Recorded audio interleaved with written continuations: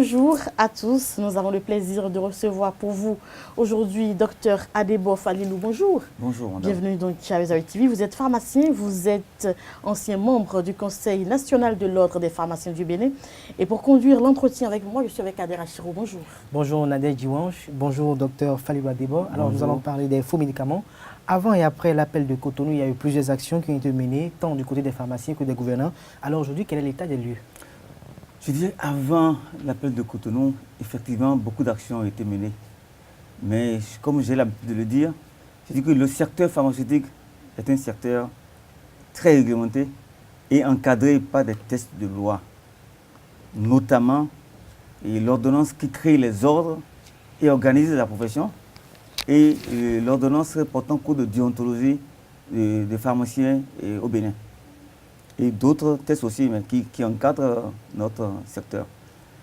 Je pense qu'on ne peut pas parler de faux médicaments sans définir ce que c'est qu'un faux médicament. Exactement. C'est quoi le faux médicament? Le faux médicament pour nous, c'est tout médicament qui est commercialisé en dehors des circuits réguliers.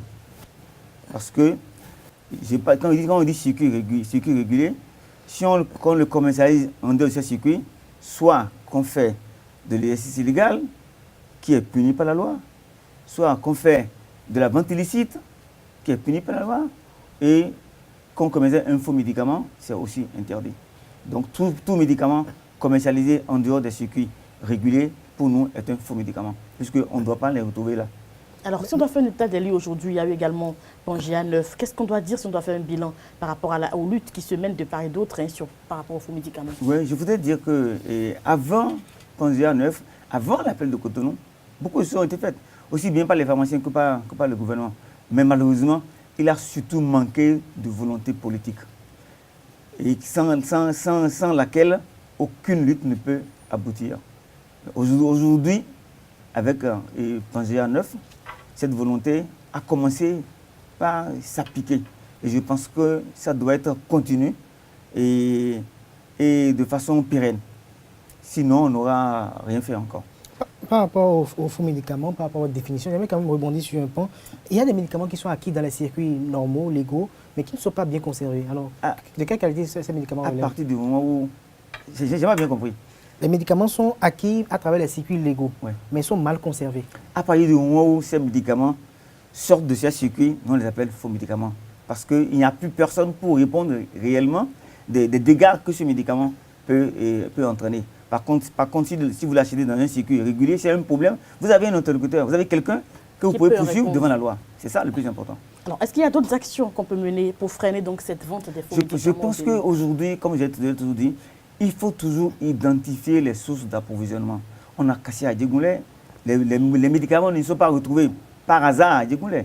Ces médicaments ont été introduits par quelqu'un, peut-être des sources bien organisées. C'est ces circuits qu'il faut inventoriser et traquer pour que réellement cette lutte puisse aboutir. Sinon, on n'aurait pas fait grand-chose.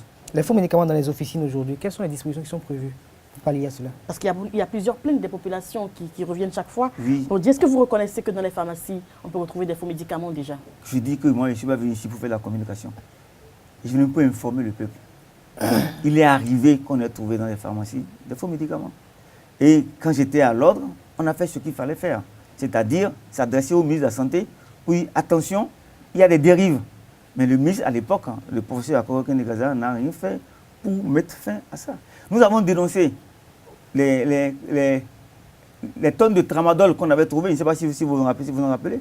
Parce que ça a fait quand même beaucoup de polémique. C'est 15 mois après qu'on a écrit au ministre que cette affaire a éclaté. S'il avait pris les dispositions plus tôt, peut-être qu'on aurait fait plus tôt, et que les médicaments qui sont volatilisés, on ne sait pas où c'est parti, on les aurait circonscrits.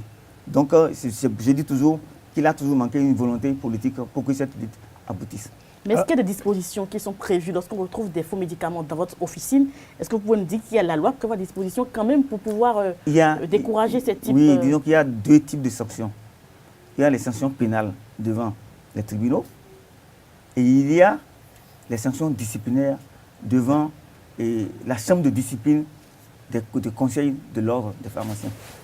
Il nous est arrivé de traquer certains confrères qu'on a et c'est pas la première fois déjà, qu'on les a convoqués devant l'Assemblée de discipline. Il y en a qui ont été condamnés. Mais pour les faux médicaments, malheureusement, quand on en est arrivé, tout a été fait pour que la Chambre ne puisse plus fonctionner. Parce qu'en fin de compte, au moment où le verdict devait être rendu, on a tout fait pour qu'on aboutisse à 2 ordres. Et là, donc tout a traîné. C'est comme si cet ordre est là pour protéger les trafiquants de faux médicaments. Mais parlant de la profession des pharmaciens, quels sont les tests qui régissent cette profession? Il y a d'abord, comme je l'ai d'abord dit, il y a d'abord l'ordonnance qui crée et qui organise les ordres. Il y a l'ordonnance qui porte cours de déontologie des pharmaciens. Il y a la loi 47-020 qui porte conditions d'exercice en clientèle privée des professions médicales et paramédicales. Il y a l'arrêté qui porte création d'une officine de pharmacie au Bénin. Il y a le décret qui crée les conditions d'organiser, d'autoriser une société de grossistes répartiteurs. Et il y a d'autres lois dans lesquelles il y a des sanctions qui peuvent être prises contre ceux qui vont faire de l'exercice illégal ou bien ceux qui ne vont pas se conformer aux lois que j'ai indiquées. Maintenant, pour exercer le métier de pharmacien, oui, il faut être pharmacien. Pour être pharmacien, il faut exercer de pharmacie. Mais cela ne suffit pas. Un docteur en pharmacie a un diplôme universitaire. Mais à partir du moment où il n'est pas inscrit à l'ordre, il n'est pas encore pharmacien. C'est quand il est inscrit, quand son inscription est acceptée à l'ordre, qu'il peut exercer le métier de pharmacien. Donc tout pharmacien qui n'est pas inscrit à l'ordre n'est pas pharmacien dans l'esprit dans lequel nous fonctionnons. La pharmacie est tellement particulière que même à la faculté de pharmacie, dans les pays développés, tous les professeurs avant d'enseigner sont d'abord pharmaciens. Le prof de mathématiques est d'abord pharmacien avant d'aller faire son agrégation en pharmacie pour pouvoir enseigner.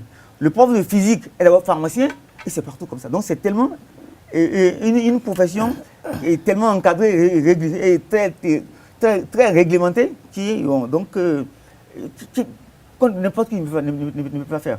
Un peu, il faut que tu sois inscrit à l'ordre. Si tu n'es pas inscrit à l'ordre, tu ne peux pas exercer le métier. Parlons de l'ordre. Quels sont les critères sur lesquels l'ordre se base ou se fonde pour quand même délibérer que quelqu'un est habilité à exercer la fonction de pharmacien? Il y a d'abord le diplôme. Oui. Il faut un diplôme qui soit accepté par le Bénin. Il faut être de nationalité béninoise. Il faut être inscrit à l'ordre. Si tu n'es pas de nationalité béninoise, il faut que tu sois de nationalité d'un pays qui a des accords de réciprocité avec le Bénin. Si tu ne remplis pas ces 3 conditions-là, tu ne peux pas exercer le métier de pharmacien au Bénin. Et pourquoi on a l'impression, comme il y a eu beaucoup de personnes qui nous ont indiqué qu'en fait les anciens pharmaciens n'ont pas envie d'ouvrir la voie aux nouvelles pharmacies, pour revenir un peu à la crise qui secoue l'ordre, on aura le temps d'en parler, mais il paraît que les anciens pharmaciens n'ont pas envie d'ouvrir donc la brèche aux nouveaux pharmaciens pour qu'ils s'installent assez facilement dans notre pays. Pourquoi? Non, c'est de la communication. Parce que on dit qu'il faut remplir les tests, qu'il faut remplir des conditions particulières. Vous parlez d'anciens, ça n'a rien à voir. C'est deux problèmes totalement différents. Pour installer des pharmacies au Bénin?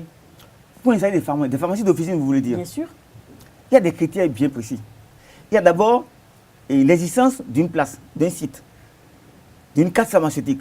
Donc aucun pharmacien ne peut être installé sur un site qui n'est pas pris en compte par la carte pharmaceutique.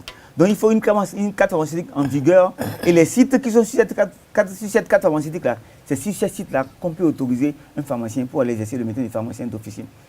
Oui. Les sites, la carte pharmaceutique est du ressort du ministère de la Santé. Donc c'est le ministère. Donc ce n'est pas l'ordre qui établit la carte pharmaceutique. Non, c'est le ministère qui établit la carte en collaboration avec les ordres, les syndicats et les grossistes. Parce qu'on ne crée pas un site pour un pharmacien pour que le pharmacien ne puisse pas vivre. La pharmacie, qu'on ne veuille pas, a 2 chapeaux. Aussi bien le ministère de la Santé que le ministère du Commerce. Donc c'est un commerce. Un commerce ne peut pas vivre, ça ne marche pas. Donc si tu autorises un pharmacien qui va une activité qui ne peut pas de vivre, il va fermer.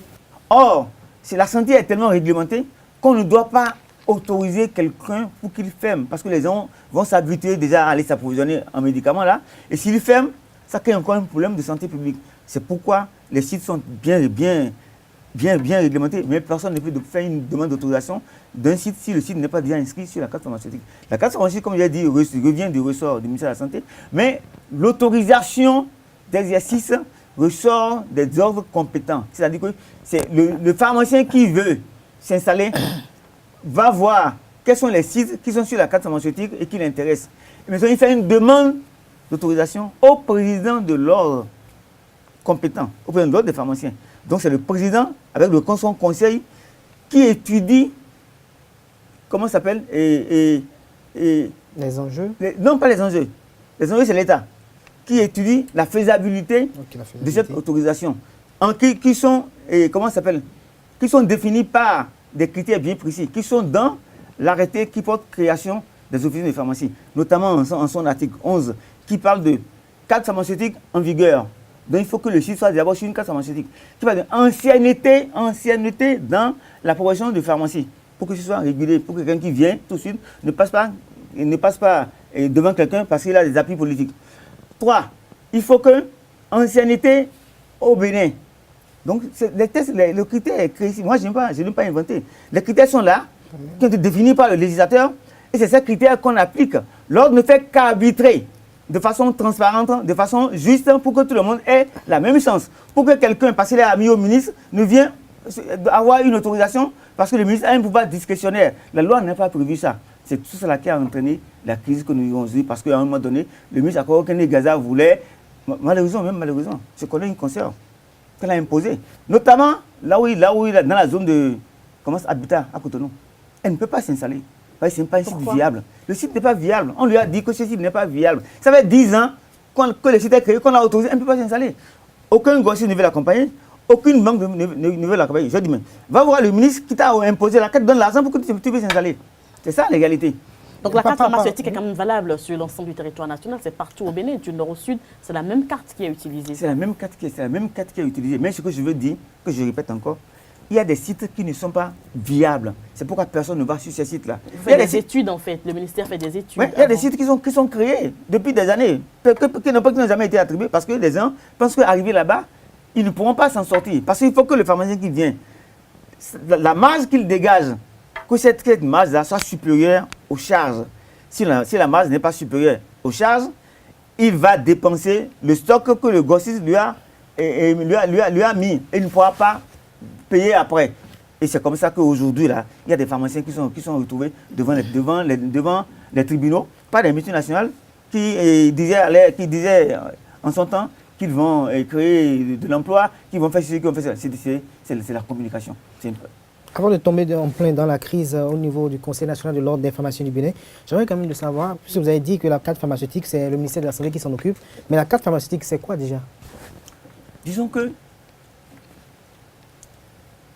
c'est un inventaire des besoins du pays en zone qu'on doit, en zone pour que la population ait des médicaments à sa portée. Donc on cible les pays, on cible les zones où on doit mettre des pharmacies pour que la population puisse avoir les médicaments de bonne qualité à leur portée, et que la pharmacie soit viable. Donc il faut arriver à concilier aussi la viabilité de la pharmacie et l'accessibilité de médicaments à la population. Maintenant, il y a des zones où il n'y a pas les moyens, où les gens n'ont pas les moyens pour remplir toutes ces conditions-là.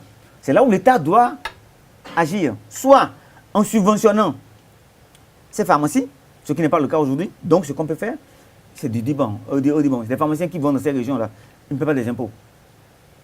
Pour les aider un tout petit peu. Pour les aider un tout petit peu, pour qu'ils puissent s'en ressortir. Parce qu'aujourd'hui, que ça marche pas, tu paies les impôts. Et quand tu paies les impôts, si tu ne peux pas payer les impôts avec la marge que tu dégages, tu vas payer les impôts avec le stock que le fournisseur te donne. Et en fin de compte, ta pharmacie ne pourra plus marcher et tu vas tirer en faillite, comme c'est le cas de beaucoup de pharmacies déjà à Cotonou, à Porto-Novo, contrairement à ce que les gens pensent. Il y a des pharmaciens qui ne peuvent pas vivre aujourd'hui du fruit de leur pharmacie, parce que ça ne marche pas. Nous allons revenir, allez-y. Oui, l'ordre des pharmacies du Bénin traverse une situation de crise. Aujourd'hui, nous avons l'ordre dans deux ailes. Il y a l'ordre dirigé par le docteur Aïnandou et l'autre côté, l'aile dirigée par le docteur Moutiadou Toukourou. Alors, pourriez-vous nous faire un bref historique de cette crise? Je pense qu'effectivement, on ne peut pas parler de la crise sans dire d'où la crise est venue. La crise est née de quoi?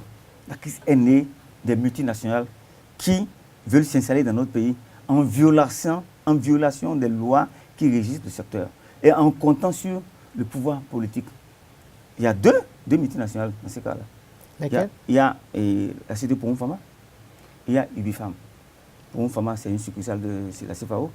Ubifam, c'est Bénin, c'est l'antenne de Ubifam International, qui sont en même temps des fournisseurs et les concurrents des grossistes locaux. C'est eux qui nous vendent les produits, c'est eux qui nous concurrencent encore sur le place. Mais ce n'est pas ça le plus important. Le plus important, c'est que la loi dit, dans le cas de Poumon Pharma, la loi dit que pour être pharmacien qui exerce le métier, il faut être béninois. Ou alors être d'un État ayant des accords de réciprocité avec le Bénin. Mais chaque fois, c'est les Français que les gens nous envoient. Alors si les gens veulent nous aider, en disant qu'on veut résorber, comment ça s'appelle, le chômage, il y a plein de pharmaciens qui sont sortis ici. Pourquoi on ne les met pas au niveau et les employés? Mais est-ce qu'on a des accords de réciprocité avec la France? On n'a aucun accord de réciprocité avec la France. Donc vous ne pouvez pas aller exercer en France? Non, tu ne peux pas aller exercer en France si tu n'es pas français, Maintenant, ce qui se passe, je vais vous dire, ce qui se passe en France aujourd'hui, depuis 2009, il y a eu un désert, on appelle désert médicaux. C'est-à-dire qu'il y a des postes que l'État a supposé où on doit mettre des pharmaciens, mais il n'y a pas de pharmaciens français pour aller les occuper. Donc ils sont obligés de prendre des pharmaciens étrangers. Donc ils font une entorse à leur loi pour dire, bon, ok, les étrangers qui ont étudié en France, qui ont le diplôme français, peuvent s'inscrire à l'ordre, parce que l'inscription à l'ordre est fondamentale pour exercer le métier. Partout d'ailleurs. Donc c'est tout. Donc les pharmaciens béninois ou qui exercent en France ont soit la nationalité française, ou alors depuis 2009, l'aménagement qui a été fait au Code français leur permet à ceux qui ont eu leur diplôme en France, à ceux qui ont fait la pharmacie en France, qui ont fait les mêmes études que les Français. C'est tout. Donc en tout ça là, tout le reste de réciprocité, ce n'est pas vrai. Je vais vous dire quelque chose. Quand les gens parlent de réciprocité, le Conseil de l'ordre, dirigé par la madame Toukourou, a écrit au Conseil de l'ordre en France, les documents sont là, qui a écrit qu'il n'y a aucun accord de réciprocité entre, je ne sais pas si je peux trouver ça ici, un accord de réciprocité entre le Bénin et la France. Et ils vont plus loin. On a dit, écrivez au ministère des Affaires étrangères de France pour savoir s'il y a un accord de réciprocité. On lui a écrit. Ils ont répondu qu'il n'y a aucun accord de réciprocité entre la France et le Bénin permettant à un pharmacien français d'exercer le métier de grossiste répartiteur au Bénin. C'est tellement clair. Pourquoi nous-mêmes, on raconte des histoires alors que la France même dit qu'il n'y a pas d'accord de réciprocité? Donc si en fait Poumon Pharma nous propose un béninois, le problème c'est réglé. Le problème est réglé. Moi j'ai été même jusqu'à leur dire, ce n'est pas si compliqué. J'ai dit, mais épouser une béninoise, on va donner la nationalité et puis le problème est réglé. Mais elle dit non, c'est pas à toi de nous donner. En ce moment-là, respecter les tests qui. Comment ça s'appelle? Mais qui les a permis l'installation? Qui a permis l'installation? Ça c'est pour Poumon Pharma. Oui, c'est pourquoi je dis, c'est un peu compliqué. Parce que c'était en fait une société béninoise qui a ouvert son capital aux multinationales. La multinationale est devenue majoritaire, donc c'est devenu une société française. Donc quand ils avaient, quand ils avaient créé leur société, ils avaient la société française, la béninoise, ils utilisaient une pharmacie béninoise. Quand les Blancs sont venus dedans, ils sont rentrés dans le capital, maintenant ils ont pris des Blancs pour venir diriger. C'est ça qu'on dit, c'est ça que nous disons que ce n'est pas conforme à nos tests. Et ce que je dis, ce n'est pas moi c'est eux qui le dis. Hein, parce que en 2004, parce que je ne sais pas si j'ai les documents ici avec moi. En 2004. Oui, en 2004. Oui. Le président de l'ordre. Lequel à l'époque? Prosper Awonso a écrit le 12 août 2004 à madame la présidente du conseil d'administration de Poumon Pharma. Objet. Non-respect des dispositions réglementaires du décret 2450 du 11 septembre 2000 portant application de l'organisation 020 portant fixation des conditions d'exercice en capital privé des professions médicales et paramédicales et relatif à l'ouverture de ces grossiers répartiteurs en République du Bénin. Il dit, nous vous demandons par conséquent de bien vouloir procéder aux diligences nécessaires afin que les textes en vigueur concernant les sociétés grossières et réparatoires soient respectés. Le Conseil national de l'ordre des pharmaciens ne saurait accepter qu'une telle situation perdure. Aussi, vous remerciez à la vente. Donc depuis 2004. En 2006, le même président l'a dit encore. Prosper Alonso dit il n'est pas inutile de vous rappeler que pour les institutions, seul le pharmacien peut en faire la demande. Ordonnance, article 80 de l'ordonnance, Donc, l'inscription est individuelle. Mais c'est le pharmacien qui fait la demande. Mais il leur a dit qu'il faut qu'il respecte les conditions. En 2007. Toujours le même président? Oui, toujours le même président. En 2006, le docteur Ayinadou a écrit. Oui, il dit, nous sommes au regret de vous annoncer qu'au cours de sa troisième session de l'année 2006, le Conseil national, après réexamen de votre dossier, prenant en compte le complément d'information que vous y avez porté et après avoir délibéré sur demande d'inscription de l'ordre des pharmaciens du Bénin, lui a réservé un avis défavorable. Alors, il écrit, le Conseil s'est également penché sur la nomination de François Huguet au poste de directeur général de Société pour Pharma et a conclu que M. François Huguet ne remplit pas toutes les conditions fixées par le décret du 11 septembre 2000, notamment en son article 2, et par conséquent ne peut être nommé à ce poste. Bien avant, le professeur Idriss Aboulaye avait écrit pour dire la même chose. Il était directeur de pharmacie. Après, le docteur Alfred Dansou a dit la même chose. C'est DPM. DPM. Donc c'est la même chose que nous disons. Pourquoi aujourd'hui, maintenant, là, on pense qu'on ne veut pas que les gens s'installent, c'est pourquoi. Donc depuis 2006, que le directeur de pharmacie ne voulait pas que les gens s'inscrivent. Nous, on n'était pas encore là. Mais est-ce qu'il n'y avait pas une mesure conservatoire pour les contraindre à respecter les tests? C'est le cas Promo Pharma. On va revenir au second cas tout à l'heure. Le cas Promo Pharma. Ce que je dis, ça là. Même la présidente de la République a fait une inspection et a conclu qu'il faut que les gens respectent c'est les multinationales. Ils sont au-dessus de nos lois. Donc on ne peut pas respecter. On est là. Sous Yahi, sous même Yahi. En 2006, ils ont fait une demande, ils ont fait une inspection que je dois pouvoir vous trouver si vous voulez. Mais c'est clair, mais rien n'a été fait. Rien n'a été fait. Donc ça veut dire que pourquoi il dit que les gens sont au-dessus de nos lois? C'est quand même assez compliqué. Ouais. Et pourquoi, malgré tout ça, le temps, on va revenir au second cas, c'était le cas Promo Pharma. Attendez, parce que vous voyez, quand je parle, cette lettre-là, elle a été envoyée par le ministre des Affaires étrangères. Du Bénin ou de la France? De la France. De la France. Regardez. Ça, c'est le Conseil de l'ordre. Après, il y a le courrier du ministre des Affaires étrangères. Moi, je n'ai rien inventé. Il n'y a pas d'accord. Le français ne pouvait pas s'inscrire donc à l'ordre. Il ne peut pas s'inscrire, donc il ne peut pas exercer le métier. Il ne peut pas exercer le métier. Ouais. C'est tout. Mais le gouverneur avait peur des rapports diplomatiques pour essayer de sévir. Non, je pense que nous sommes dans un pays. Vous voyez, si je dois vous raconter tout ce qui s'est passé, j'ai écrit à l'époque pour dire que nous sommes dans un pays de droit.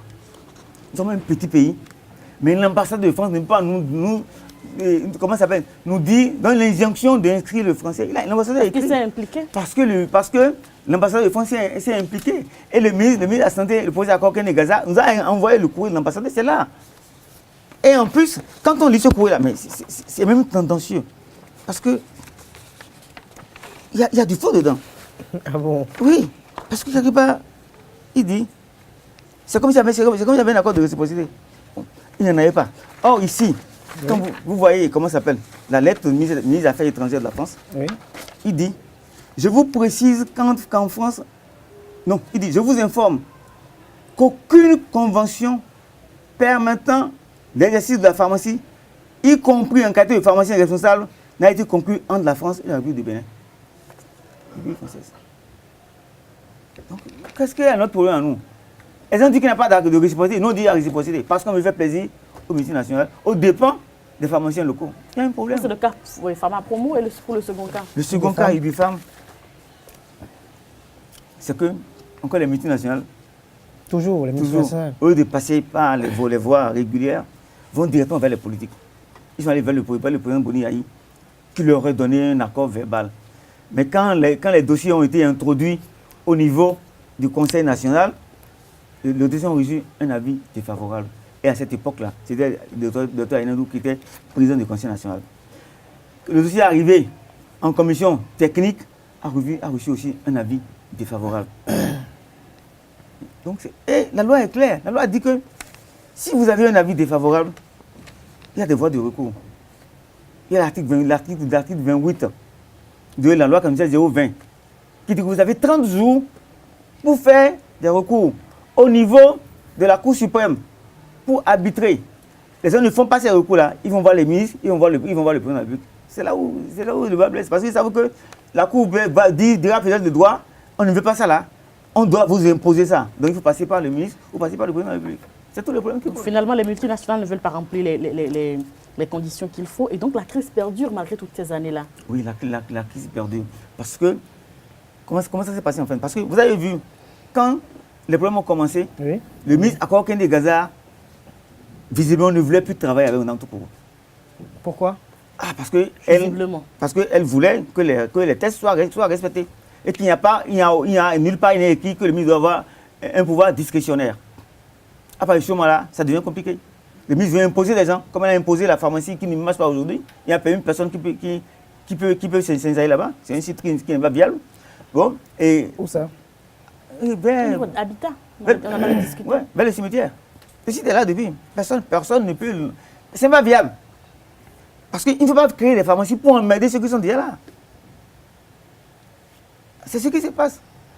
On dit bon, on en crée, parce que vous venez pas avec nous, on vous met des pharmacies à côté.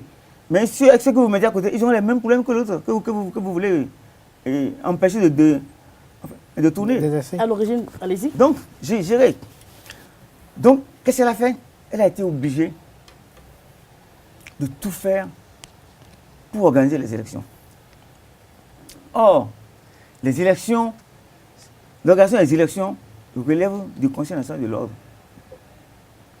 qui prend un projet d'arrêté qui n'est rien d'autre qu'un calendrier électoral, comme ça se fait en France, pour dire bon, voilà les dates des élections, voilà ceux qui peuvent voter, parce que c'est le Conseil de l'ordre qui tient le tableau de l'ordre, qui n'est rien d'autre que l'inscription pour ceux qui sont réguliers. Donc celui qui n'est pas inscrit à l'ordre ne peut pas voter. Pour celui qui n'a pas payé sa cotisation ne peut pas voter. C'est comme ça que ça se fait. Et c'est l'ordre qui organise les élections. Quand on va un peu loin, l'élection que le ministre a organisée, il a trouvé l'argent pour organiser les élections. C'est clair dans nos tests là, que c'est avec les cotisations qu'on organise les élections. Ils ont trouvé l'argent où? Oh, les cotisations, c'est avec Mme Toukourou. Ils ont trouvé l'argent où? Est-ce que le ministre a le droit d'organiser des élections? Non. Le ministre n'a pas le droit. C'est pourquoi il dit non seulement il n'a pas le droit, il a trouvé l'argent où? Si c'est l'argent du ministère, ça veut dire un détournement. Il n'y a pas d'autre façon pour le dire. Puisqu'il est clair. Vous voulez commettre une commission d'enquête pour voir la gestion puisqu'il est clair qu'il a dit que les élections sont organisées avec les cotisations des pharmaciens. Alors, qui a financé ces élections-là? Je veux savoir. D'un, si même les pharmaciens, vous voyez, le code est tellement précis, chez nous aussi bien ici qu'en France. Chez nous, le code dit que si vous n'êtes pas d'accord, il y a l'article 89 qui dit allez vous plaindre à la Cour suprême, pas au ministère. Et quand tu vas en France, le même code dit compétence juridictionnelle, les décisions prises sur les réclamations auxquelles donnent lieu les élections sur la base de l'article qui D43-19, qui sont adressées par les électeurs aux ministres chargés de la santé, ont le caractère de décision administrative relevant de la compétence de la juridiction administrative. C'est-à-dire que même si on envoie au ministre, le ministre ne peut pas juger. Tout au plus, elle essaie de transmission pour la Cour suprême. Mais elle n'a pas le droit de juger. Elle ne fait pas ça. Elle prend un arrêté pour organiser les élections. Elle viole la loi. Donc c'est là. C'est pourquoi on est parti à la Cour. On dit à la Cour, est-ce que le ministre a le droit d'organiser les élections? La Cour n'a pas dit. C'est de ça qu'il s'agit. La Cour n'a pas rendu ça jusqu'à aujourd'hui. Mais beaucoup se fondent se basent sur cette grosse rendue publique par la Cour pour dire qu'on peut que votre l'aile du docteur Toukourou est sanctionné par la Cour suprême. Non, la Cour n'a pas sanctionné. Vous avez j'ai reçu une lettre du directeur de pharmacie pour nous dire, pour nous notifier la décision de la Cour. Je lui ai répondu ceci. J'ai dit, monsieur le directeur de pharmacie, deux constats ressortent de la lecture de cet exploit. Parce qu'il n'a pas compétence d'abord à interpréter les tests de la Cour suprême. J'ai dit, le commandement de s'y conformer à la lecture des 10 documents, en l'occurrence des arrêts de la Cour, aucune disposition ne met à ma charge ni une obligation de faire, ni une obligation de ne pas faire. En bref, il n'est dit nulle part à quoi il faut se conformer. La seule conséquence qu'on peut tirer de cette irrecevabilité des recours est que la situation demeure telle qu'elle était avant l'introduction des 10 recours. Parce que c'était quoi? C'est-à-dire que quand on a porté des recours, le ministre dit que, la Cour dit que, au moins on a écrit que Mme Toukourou n'est pas présidente de, comment ça s'appelle? De l'ordre, elle n'est pas légitime. Ouais. Est-ce que la Cour a dit que le ministre a le droit de gagner les élections? Les élections que les gens ont gagnées, c'est les élections illégales. Je vais plus loin. Je dis l'interprétation tendancieuse des arrêts dans sa lettre par le directeur de pharmacie. Parce que le directeur semble tirer de l'irrecevabilité des recours une certaine légitimité du bureau dirigé par le docteur Aïnadou. Cette interprétation comporte deux insuffisances. Un, le défaut de qualité de l'ordre dirigé par le Dr Toukourou pour introduire ces recours n'implique en rien la reconnaissance de par la Cour de la légitimité du bureau du Dr Aïnadou, qui, à plusieurs raisons, n'a jamais été parti au procès de la juridiction. Moi, je n'ai pas pris contre Aïnadou. C'est moi qui ai porté plainte. Secondo, le défaut de qualité est reconnu à Dr Toukourou dans l'arrêt se rattache à l'article 94 de l'ordonnance 73 qui dit deux conditions. Les arrêtés du ministre fixent les dates des élections sur proposition du Conseil national de l'ordre des pharmaciens. C'est-à-dire que c'est l'ordre des pharmaciens qui a le tableau de l'ordre, qui sait ce qu'il doit voter, qui fixe les dates où on doit faire, et il fait un arrêté pour le ministre. La signature du ministre est une signature administrative, ça s'arrête là. Elle n'organise pas les élections.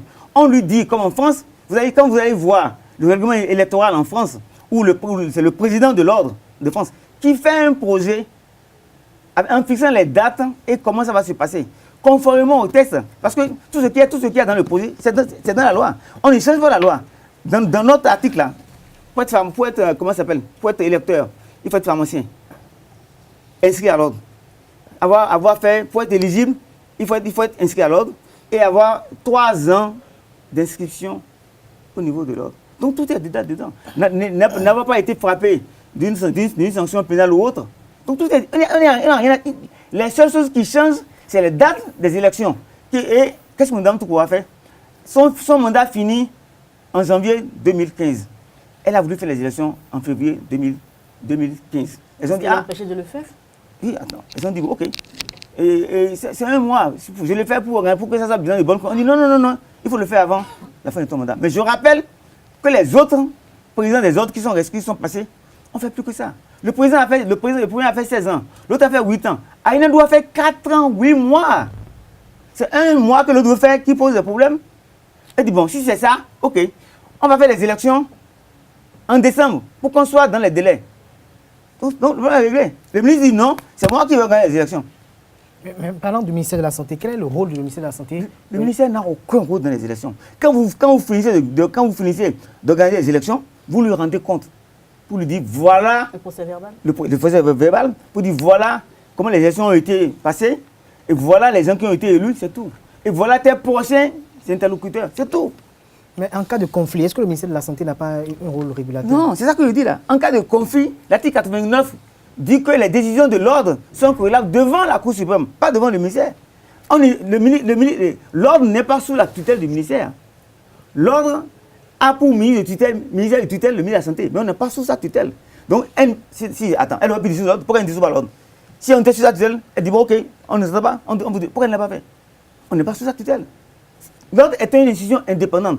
C'est tellement indépendant qu'on dit les fonctionnaires ne peuvent pas faire partie des bureaux de l'ordre.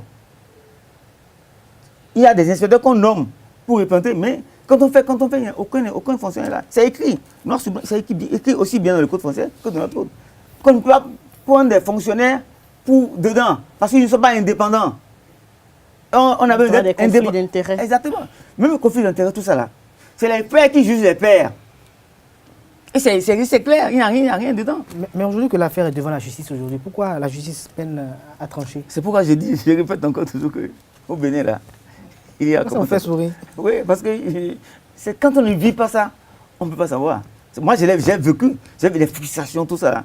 Quand tu es brimé, que tu n'as rien pour te défendre, je ne sais pas jusqu'où ça peut vous amener. C'est ça.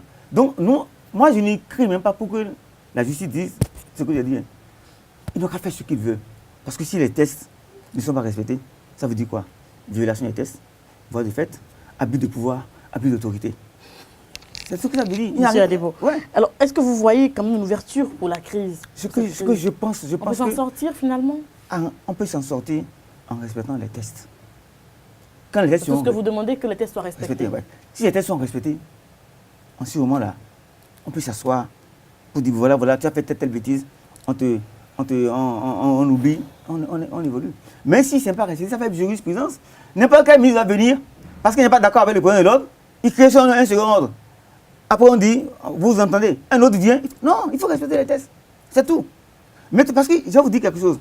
Les sages de la profession, avant, ont été voir le ministre de la Santé à Kouakeni Gaza pour lui dire, nous sommes des pharmaciens, ce n'est pas ta profession. Ne détruis pas notre profession. Permets-nous de rencontrer les gens pour qu'on organise les élections en une seule fois, avant l'expiration du délai du mandat de celui qui est là. Elle dit que c'est le conseil des ministres a déjà pris, comment ça s'appelle?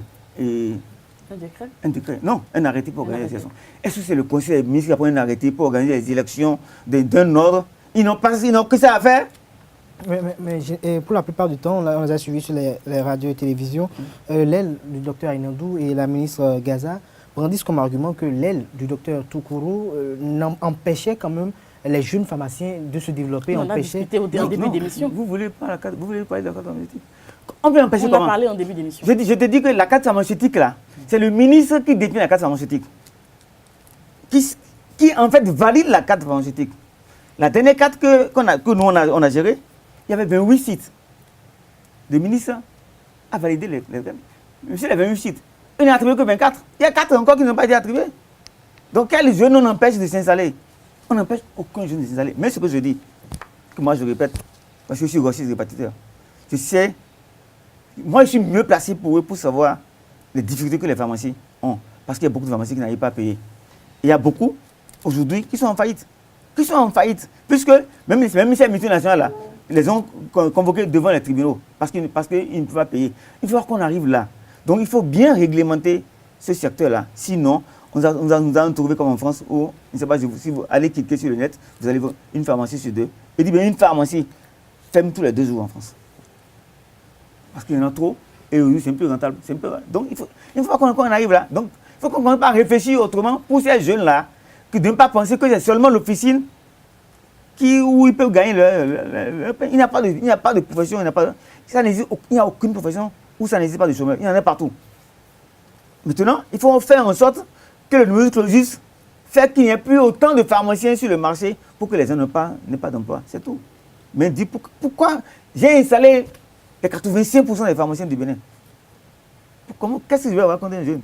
Ils savent ce que je fais aux jeunes. Personne ne peut le faire. Aucun grossiste ne peut faire ce que moi je fais aux jeunes. Et ils le savent. Donc c'est pourquoi je dis ça, c'est de la communication. On vous dit, respectez les tests. Vous dites, on voit que les jeunes s'installent. Quelle cohérence il y a dans ça? À partir du moment où les tests sont respectés, vous pensez que la crise quand même peut être... Maintenant, ce que je dis, c'est pourquoi je dis que... Allez-y. On a raté l'occasion, en décembre là, où les sages nous ont convoqués. Moi, j'étais avec Mme Toukourou et Franck Adélacon, Victor Abidinoukoum. Je cite les noms pour que les gens sachent. De l'autre côté, il y avait Mme Quinquin. Il y avait Joe Amoussou. Il y avait Prosper Arnonsou. Il y avait Kenom Fidèle. Ils ont dit non. Que les ministres ont déjà pris, c'est sa décision, on a arrêté. Si vous allez voter, on va vous gazer. Mais on a été voté. On t'a plus nombreux que. Moi, j'ai avec moi ici le procès de leurs élections. De leurs élections qu'ils ont envoyé, il faut avoir dossier. On n'était plus nombreux qu'eux. Donc ça veut dire que s'il y avait une légitimité, les gens qui croient en dehors de ce que le ministre veut imposer, c'est avec nous. On n'était plus nombreux que pour voter. Là-bas, il n'y avait que les jeunes, il n'y avait que les fonctionnaires. Ce n'est pas notre cas. On n'était plus nombreux qu'eux. Donc on ne peut pas dire qu'on n'a pas... Moi, il m'a peur. Mais ce que je dis aujourd'hui là, moi, je ne suis pas... Même quand tu veux pardonner à quelqu'un, il faut qu'il connaisse sa faute. Sinon, tu ne peux pas pardonner. C'est pour ça que vous demandez que les textes soient respectés. Absolument. Nous sommes presque à la fin de cet entretien. Est-ce que vous avez un mot pour conclure? Oui, je vais demander aux juges. Et ça, je le dis franchement. On ne va pas leur apprendre leur métier. Mais qu'ils sachent qu'il y a un juge suprême. Et que quand on monte ce doigt, on doit pouvoir dormir tranquille. Parce que nous sommes... Donc c'est fondamental. Parce que tu ne peux pas... La justice est pour tout le monde. Et non pas seulement pour ceux qui ont de l'argent. Mais ceux qui ont de l'argent, qui foutent les autres, il y a un juge suprême qui est au-dessus de tout le monde. Et lui ne rate personne. Que les gens le sachent. Donc si j'ai un dernier mot à dire, c'est que les pharmaciens s'approprient encore des tests qui régissent le secteur. Parce que beaucoup parmi nous ne connaissent pas nos tests. Ils sont en fonction de la logique. Mais ce n'est pas ça la réalité. La réalité, c'est le code. C'est les lois qui sont prises pour réglementer la profession. Et qu'ils sachent que s'ils sont en dehors, il y a des sanctions prévues. Il y a des sanctions pénales et des sanctions disciplinaires. Disciplinaires par le Conseil de l'ordre. Que le ministère ne prend aucune sanction. Le ministre ne peut pas sanctionner un pharmacien. Parce que ce n'est pas de son ressort. Le pénal, c'est le tribunal. Le disciplinaire, c'est l'ordre. Donc le ministre peut sanctionner. Il peut sanctionner un pharmacien qui travaille sur lui. C'est une sanction administrative. Ça n'a rien à voir avec... Mais les sanctions réelles, le ministre ne peut pas. C'est que les gens comprennent que chacun reste à sa place, en fait. Et on pourra évoluer. Merci à vous, Dr Hadebo Falilou, Kader Achirou. Merci d'avoir conduit l'entretien avec moi. Nous avons eu beaucoup de plaisir à parler du secteur pharmaceutique au Bénin, un secteur qui est vital parce que la santé n'a pas de prix. On retient de l'entretien que le docteur Hadebo Falilou a indiqué qu'il faut simplement respecter les tests et tout devrait aller pour le mieux. Merci à tous et à toutes pour l'attention. Je rappelle que Dr Hadebo Falilou est pharmacien. Il est ancien membre du Conseil national de l'Ordre des pharmaciens du Bénin. Il est directeur général du CAPOP. Merci d'avoir accepté notre invitation. Merci, madame. Merci de nous avoir suivis. À la semaine prochaine. Au revoir.